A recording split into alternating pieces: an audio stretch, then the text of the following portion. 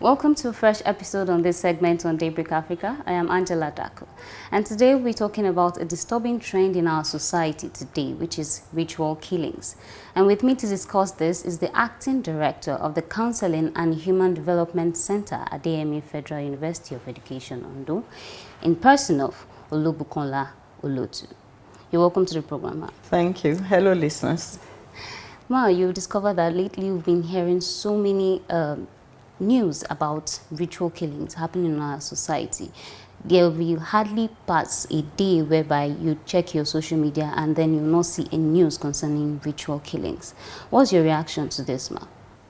I condemn it outrightly. It's despicable, and it's unbelievable that in a modern society that's expected to be developed and godly environment, you have people depriving other people of their right to life, infringing on other people's right to life, and taking people's lives because of their pleasure and greed to have money. So it's highly despicable and condemnable.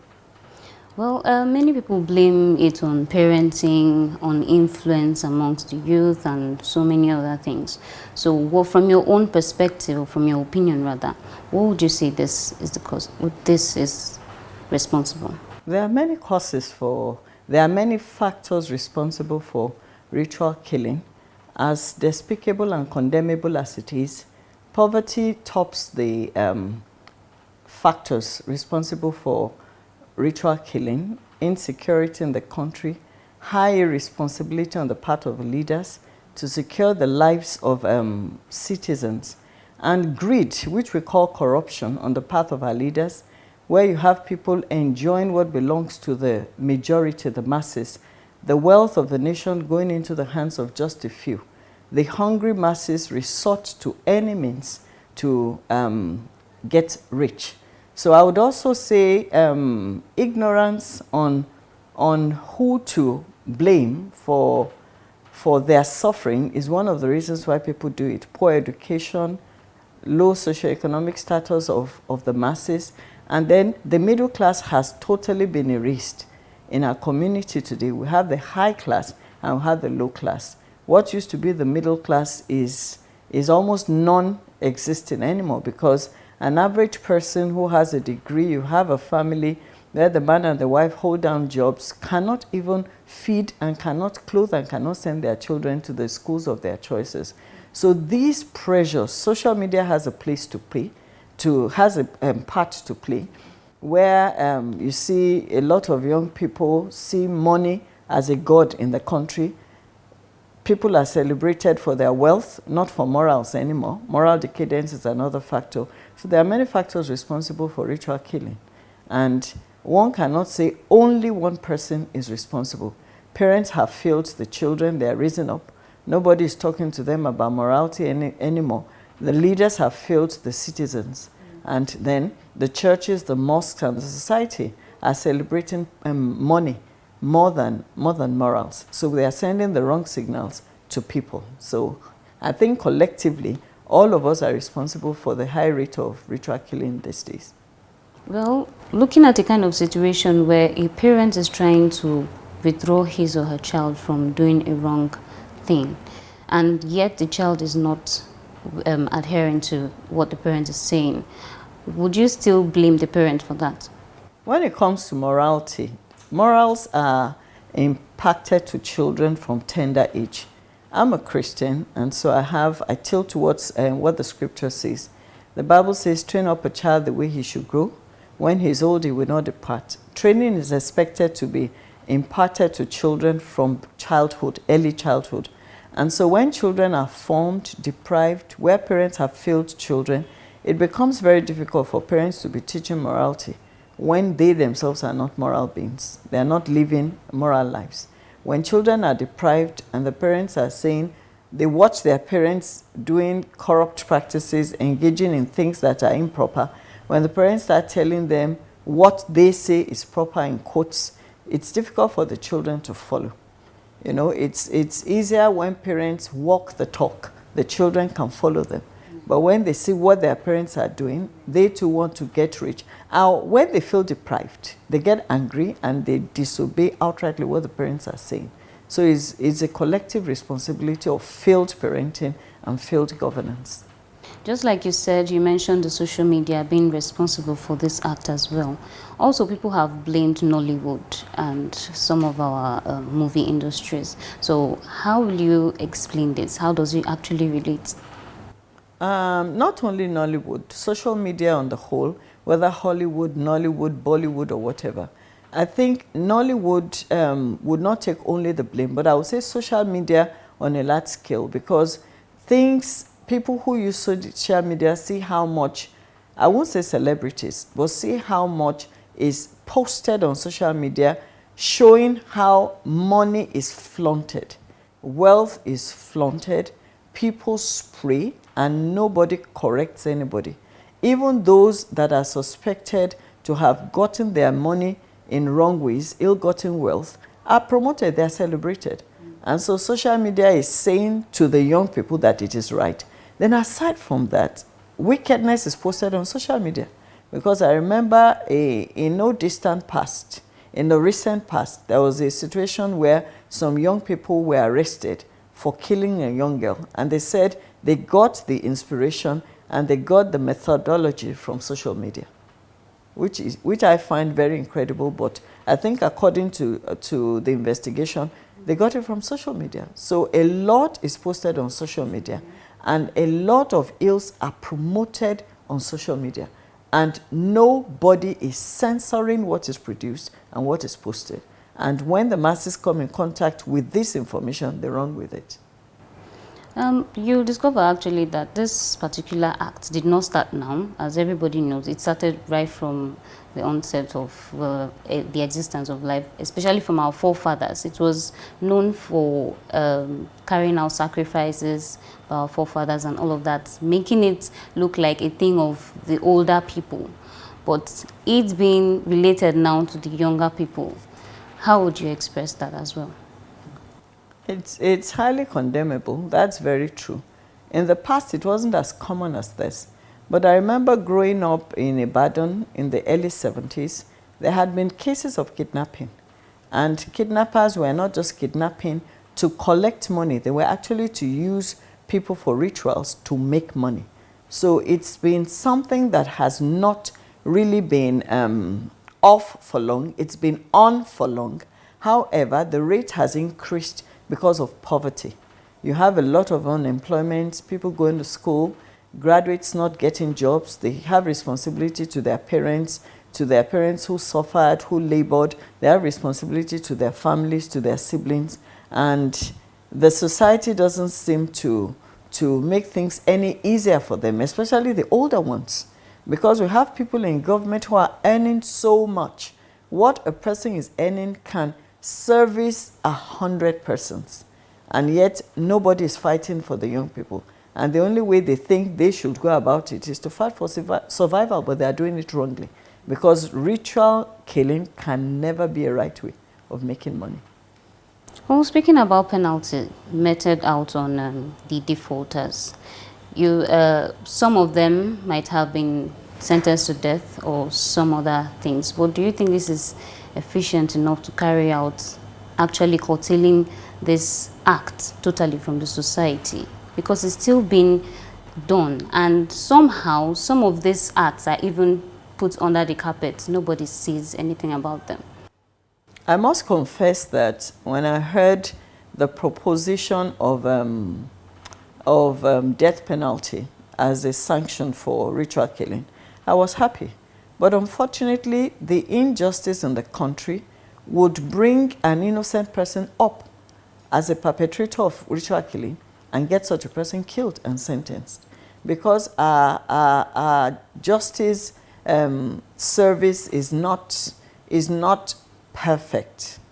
And since the society is responsible for this, I would think putting them giving them imprisonment, life imprisonment, or in correctional facilities could help. Though nothing can restore the life that is lost. Nothing. And that is always unfortunate.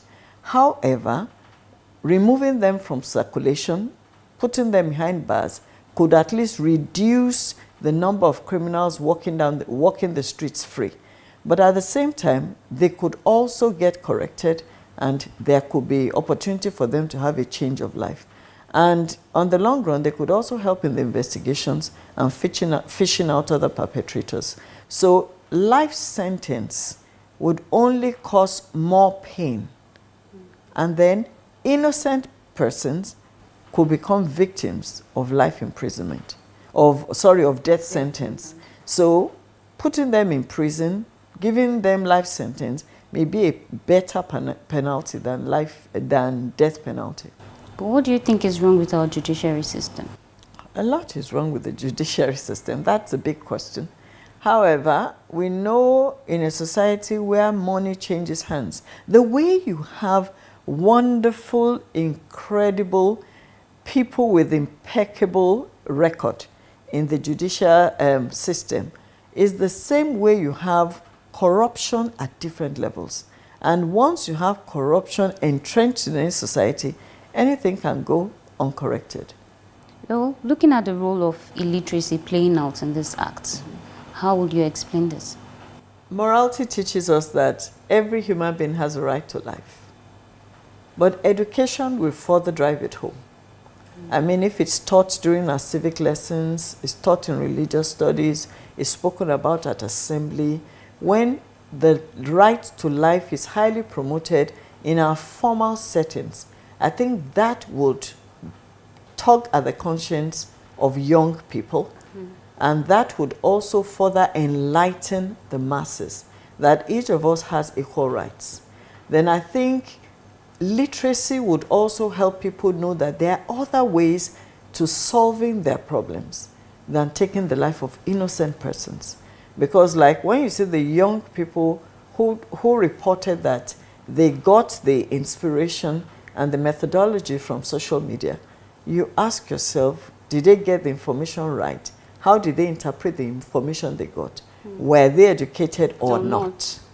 But one thing about education and one thing about literacy is there are different opportunities and avenues by which this information about rights to everybody's right to life is important, can be promoted and perpetrated, can be put into the society. Social media can help, jingles can help, schools can help, news papers can help, every avenue. But I think education and literacy has a way of probably intervening or helping to reduce the rate. But there are also educated people carrying out these activities. What happened to their conscience, I mean? We have a lot of them. However, you see, when we talk of education, education is more than just literacy. For example, I went to a school yesterday, and right on the wall, on their notice board, there was a big poster on every child's right. Okay. That means if the population of the school was up to 1,500, every child in that school will understand what her rights are, because it's already posted on the wall, and you move back and forth to have access to it. That's what I mean by education. Unfortunately, there are a lot of people, a lot of graduates who are into these killings, into this vice. However, education is more than literacy. Education is what you are left with after you have left the four walls of a school. So there are a lot of people who hold degrees who can read and write, but the way they apply the information is very different. And because there is mixed information in the society, the schools tell them one thing, the parents do another, the society promotes another. So already there is a mix-up in the way we interpret educational information these days. However, education is still another means of helping. And I believe that aside from education, the churches, religious bodies can talk more about this, because when it comes to ritual killing, aside from rights, aside from human rights, it's also a moral issue. Well, how would you suppose a parent especially is supposed to start with a child? Talking to the children about the right every child has to life is very important. Teaching your child how he or she should treat the other person is of utmost importance. and then using every opportunity as a forum for learning and teaching. I mean, they watch this on the television, let the parents lend their voice to this and condemn it outrightly. It can help. And when it comes to how people treat others, let parents begin to promote proper treatment of other people. Treat your child well and enforce that your child treats other people well.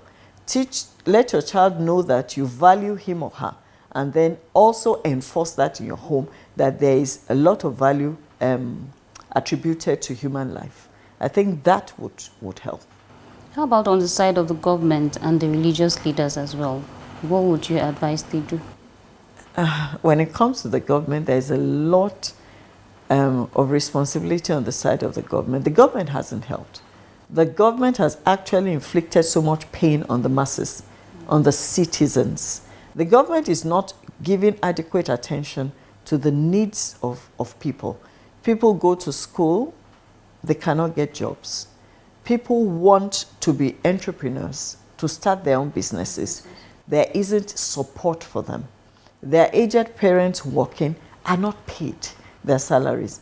Even the gratuity of parents who will sponsor the entrepreneurship training of their children is not made available to them. And then you see people in politics, people in government earning fabulously, and they are not allowing the money to stream down to the masses.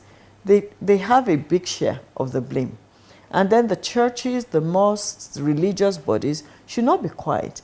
They should condemn corruption. They should not encourage. When people come and they make big donations, they should question where they get the money from. Instead of celebrating them, let us know that let people know that we are not celebrating corruption and stealing. We want to celebrate generosity and kindness. And then being kind is not only bringing too much money to the church and the mosque, it's also giving money to meet the needs of the general populace. Thank you so much, Ma, for your time. It's my pleasure. It has been wonderful having you on the program. Thank you. Thank you for giving me the opportunity. Thank you, Ma. Well, we have come to the end of today's episode. Till we meet again next time, I am Angela Daku. Stay safe.